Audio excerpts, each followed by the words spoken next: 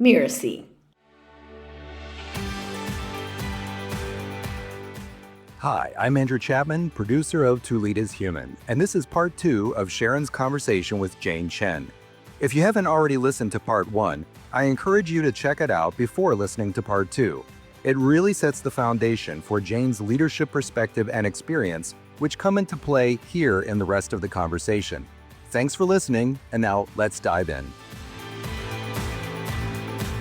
I know we want to talk a little more, and I do want to get to sort of harder lessons learned and how you've kind of made your way through them. But I just want to say briefly that one thing I find really interestingly unique about your background is you've got entrepreneurship, you've got social innovation, you've got loads of systems level thinking, and you've been working in so many varied roles, from Embrace to the Clinton Foundation to many other organizations. So how do you think these things have shaped and guided you in your growth? Yeah, I feel so fortunate to have so many different lenses that I get to approach the world through and my leadership through. So having done kind of going from management consulting to doing HIV/AIDS work, which is very, very different, kind of the global health world, right? And then the intersection of what I studied, which is business and public policy. And then design thinking, which is like, and having that expertise in product. So I think it has been so fun to weave together all of these different lenses and to understand where can the connections be between business and public health and social innovation. And that's kind of one of the things, I did a joint degree, the public policy and business, and I was starting to do the design thinking class and training at that time. And that's really kind of what made me decide to move forward with Embrace, was looking at how these things could all come together. And I remember my second year at Harvard, I took Paul Farmer's class, and Paul Farmer is the founder of Partners in Health, which is just an incredible organization in the public health world, responsible for bringing HIV medicine and access to so many people around the world. But I remember just hearing him and the way he talked about public health and his approach to the problems. Having come from kind of that design thinking world, it really started to get my wheels spinning as to how do I bring all of these perspectives together, as you're saying, Sharon, and do something unique in the world that can bring all of that together. And so that's followed with me through the years. Yeah. How would you describe the through line? Like, something has been with you throughout. And what is that something that's been with you throughout? I would say that the through line is service, and continues to be with me even as I move into this next chapter of my life. So where can I be of service to others, and where can I contribute to others meaningfully, right? Whether that's on a one-on-one level or at the level of a million babies. That's the thread. And then everything else is a how to do that, right? Right. I got that. Yeah. So it's actually a good segue, because what you're describing is, you've had tremendous impact already, even in your young life. And you've been recognized so widely by so many prestigious people and organizations, by Forbes, by the World Economic Forum, by President Obama, among others. How do you stay grounded and focused internally and not get kind of, I guess, I don't know a nicer way to say it, overinflated in your ego and letting that kind of cloud your vision or choice making? Yeah, that's a good question, Sharon. First of all, I would say the press loves to focus on one person, and it's never been one person.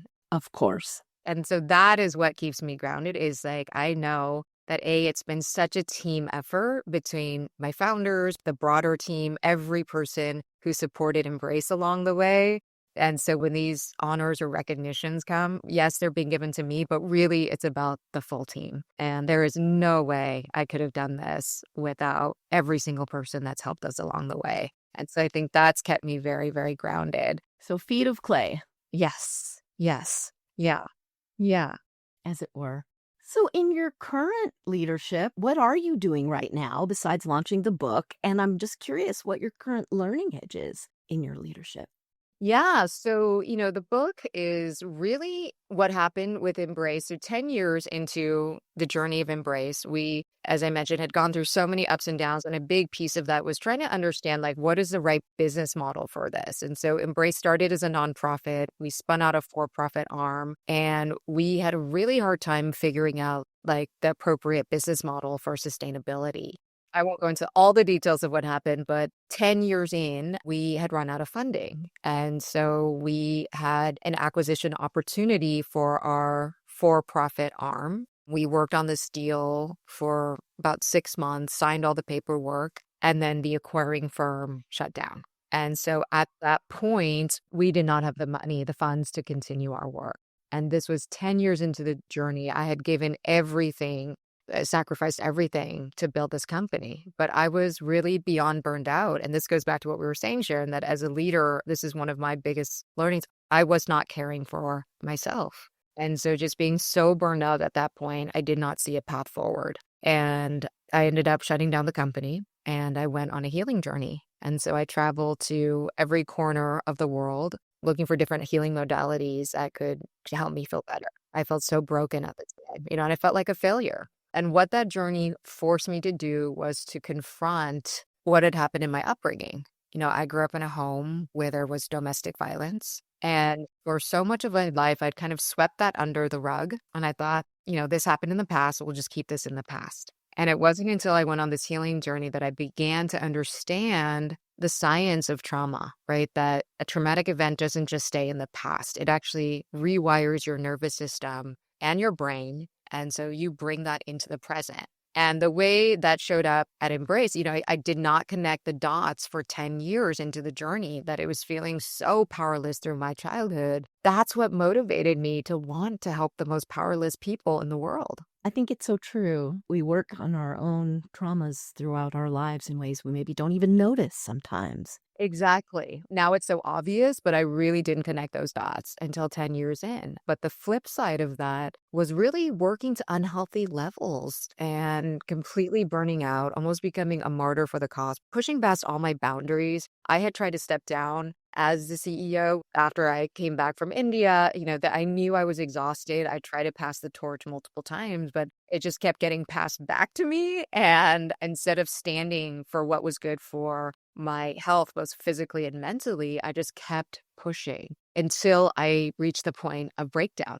And so this healing journey, really what the core of this book is about, is the ways that I came to learn self-compassion. And the ways I came to learn that I am worth more than the sum of my achievements.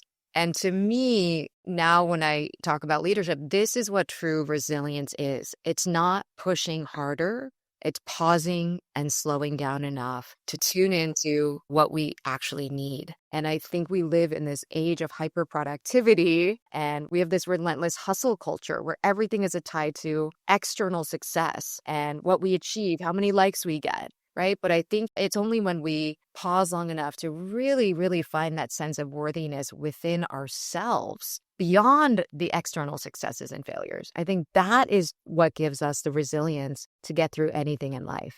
My mind is running through so many business leaders that seem not to understand this and seem to think that there is no such thing as enough for a business or even for an individual. And I just can't personally see any way that unfolds other than problematic. Absolutely. Yes. So what's really hard and sad in a way, and I feel so much empathy for, and I'm so appreciative of your sharing, is that you had to get to a breaking point yourself before you could even start to reconstruct. And I've had a couple other guests on. Shalini Verma talked about something similar. Andy Levitt is the CEO of Purple Carrot. He described the same kind of thing. So I guess from where we both stand today, how could leaders get it before breaking? Is there a way that we can help people see this possibility and lean into it before they're broken? Or does a person have to break to rebuild? What do you think about that? It's such a good question. And I really hope that no one would have to go through what I went through. And it's why, honestly, I felt so called to write this book for exactly this reason, to show, and why I chose to write a memoir as opposed to a business book or a self-help book, because I wanted to share through the power of vulnerability and through the power of storytelling what happened in my journey. And when I got to that point of breakdown, it was the scariest thing I've ever experienced. I did not know I could even feel like that.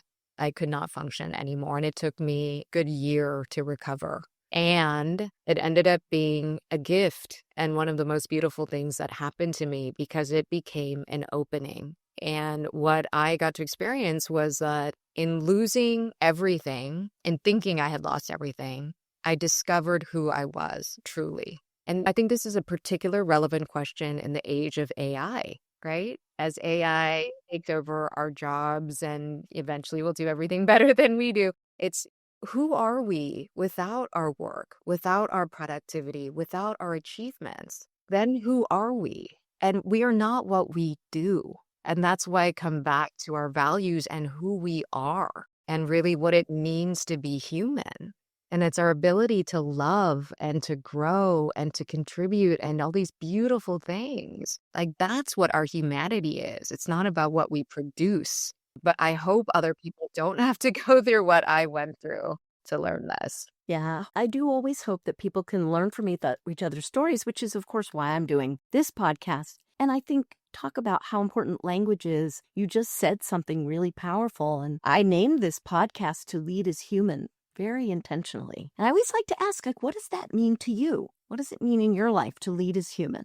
Thank you for asking that. I love the name of your podcast. And I think it really kind of goes back to what I said, that leading's not about getting it all right. It's not about being perfect. It's about that humility and that learning from our mistakes and growing and really tuning into the things that are painful as well and feeling, right? The feeling part of it. And that's something I often say to people is don't turn away from your pain. We've all had adverse experiences, whether it's traumatic or not, whatever you want to call it, but we've all had painful experience. We all face adversity. And rather than running away from that, how do we actually feel into that, and allow ourselves to feel the pain and the heartbreak so that we can grow and come out on the other side of that. And so for me, means feeling into the whole gamut of our emotions so that we can this is a little cheesy, but That's okay. Go for it. it's to feel into the whole gamut of our emotions so that we can love to the best of our ability.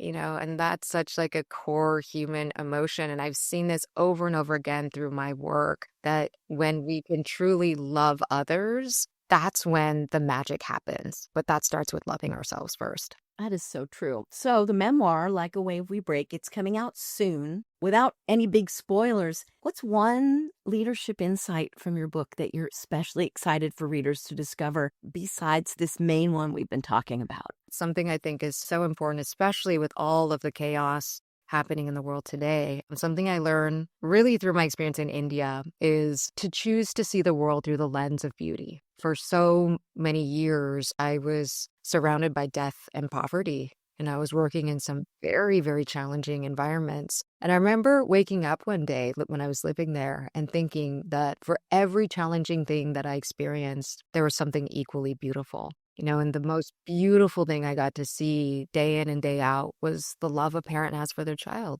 And I saw that a parent, no matter how poor or impoverished, will do anything to save their child. It's the most beautiful and selfless form of love in the world. And I really got to see that every day in my work. And so that's a reminder that I have to myself and to others that no matter what is happening around us, we get to choose the lens through which we see the world. And I think when we choose the lens of beauty, that inspires us to keep wanting to change the world for the better. I've known always that we had so much in common, but I didn't really know how much until this conversation. So I'm so appreciative just to hear back reflected to me some things that I hold as so precious and true. I think what's happened with Embrace and where is it and where's the incubator? Yes. And can we make sure we don't leave that hanging for folks? That's the mom story. As I closed down the company, I bought a one-way ticket to Indonesia.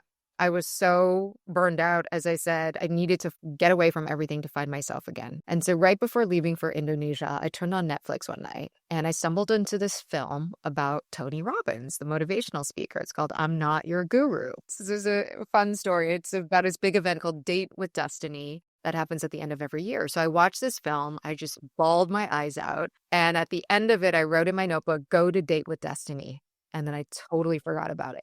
Well, 3 weeks into my trip to Indonesia, I randomly received a phone call from a man who told me that he worked with Tony Robbins. He said Tony had just found out about Embrace, was interested in using it as an example of social innovation in one of his upcoming conferences, and then he invited me to attend Date with Destiny as Tony's guest. So that actually was the start of my healing journey. And, got to work with Tony and many other amazing teachers throughout my journey. But the beautiful thing is when I told Tony and his team about what happened with Embrace, they came to me and said, we can't let this shut down. And they really wanted it to continue. So Tony, through his involvement with Idea Lab, they ended up acquiring the company and saving the company. And Yay! so And so who officially owns the company now? So actually, Idea Lab owns the company. We, in 2020, that deal was finalized right before COVID happened. And so when COVID happened, everything kind of turned upside down. We decided to go back to a nonprofit model so that we could keep getting our incubators free of cost to the babies who needed it in underserved communities. And that was an amazing decision. So that happened as of 2021. That's And so great. as of this year, Embrace just reached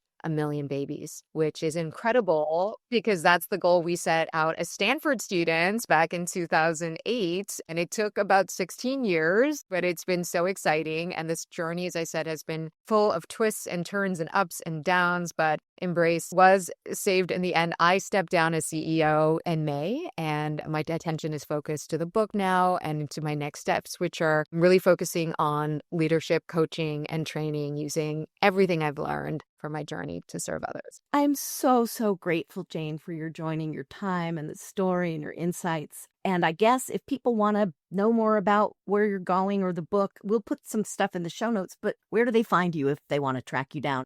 Yes. Yeah, thank you for that. My website is janemariechen.com, and the book is called Like a Wave We Break.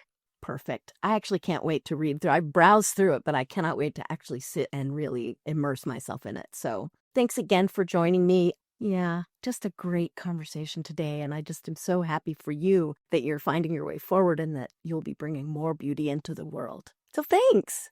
Oh, thank you, Sharon. Thank you. It's so lovely to do this. And I love what your podcast stands for. So thank you so much. Stay with me for a moment, and I'll share with you the key takeaways from my conversation with Jane and a suggestion or two for your own real-time development.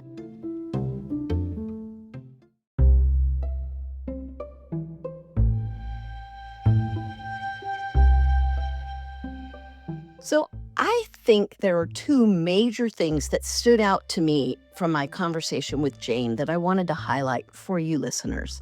The first is it's extremely important to become aware of the inner beliefs you hold about leadership and leading and leaders. And I'll give you a few examples. So Jane articulated really well that she hadn't really been aware 100% of how she expected herself as a leader to be always composed, contain her emotions, that they didn't really belong at work, that her job was to control for outcomes, that success would be externally validated, that consensus is always better, and that failure is a bad thing and means you're losing.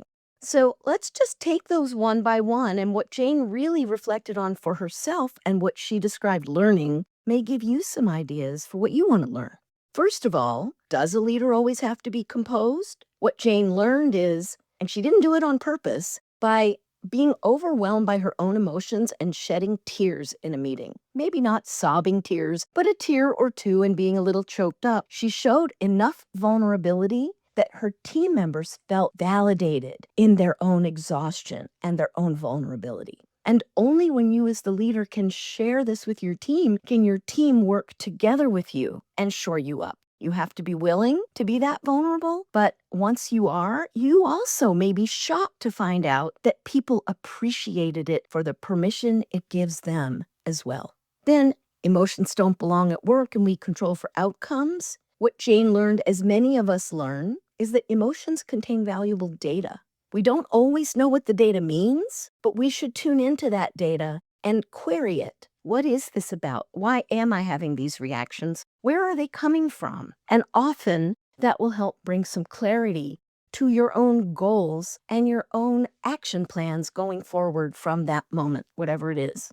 Rather than trying to control for outcomes, Jane realized that she didn't have any control over outcomes, and none of us really do. There are so many extrinsic factors, there are environmental factors, there's context, and then there's just the fact that people are people and unpredictable. So deciding by returning to their core values turned out to work really well for Jane and her team. I think it surprised her that consensus wasn't always better, and sometimes we do grow up with this belief that all voices need to be included not just in the inputs and the processing of choice, but in the final decision. And I suppose I'll just overtly give you permission as the leader to get all the input you need. And if it feels like a decision that you need to make on behalf of your team, that you do so. And you do so without feeling guilty, but also without being so directive that people feel they have no choice. Because what you don't want is for people to withhold concerns about what you're proposing. So as long as you're balancing it, I think you can trust yourself to set a direction and also be open to impacts to that choice that you may not be aware of. And then, of course, from the design thinking world, that success isn't externally validated only, and failure isn't always bad at losing. But in fact, failure is the basis for learning and trying the next thing, which we say a lot, but it is hard to do in practice because we don't like to admit failure. And sometimes the failure feels like it is our personal failure rather than the failure of the organization, of the team, of the market, of the context and environment. There are lots of other things that can lead to, quote, a failure. I think the value here is in pausing, shaking off the guilt, and looking for new choices, trying to find new options and alternatives to try next. And the second thing is, Jane gave such a great response to me when I asked her about how does she manage the celebrity and the popularity that she's gained and keep it from overfeeding her ego. And what she said, which I hope she has said to her team, and I believe she did, and I hope you say to your teams as well, is that any success that is attributed to you as the leader is in fact the success of your team. So for my takeaways, focus a little bit on, are you acknowledging the value of your team to producing the successes? And are you helping your team understand that being a human being, having some vulnerability, not always knowing what to do next, is normal and natural, and that is why we work in teams, and that is why teams are stronger than groups. If you'd like to talk more about this, reach out to me anytime, and I look forward to hearing your comments on this episode.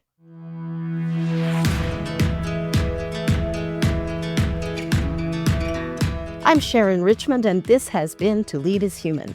You can find out more about me at leadinglarge.com. That's LEADING, large.com. To Lead is Human is part of the Mirasee FM podcast network, which also features such shows as Once Upon a Business and Making It. This episode was produced by Andrew Chapman. Danny Eni is our executive producer, and Marvin Del Rosario is our audio editor. So you don't miss upcoming episodes, do follow us on Mirasee FM's YouTube channel or on your favorite podcast player. Did you learn anything useful today? If so, take a minute and leave us a starred review, and maybe tell one colleague about this show. The more leaders we reach together, the better for everyone. Thank you so much for listening, and I hope you'll join us next time on To Lead is Human.